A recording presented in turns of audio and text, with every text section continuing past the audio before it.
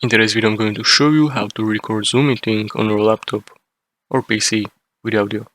Open Zoom app, click on arrow next to microphone icon to select correct microphone and speaker from the list.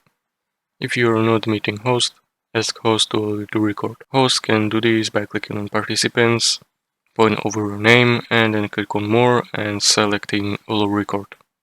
If you are host or have been given permission, click on record button at the bottom of Zoom window.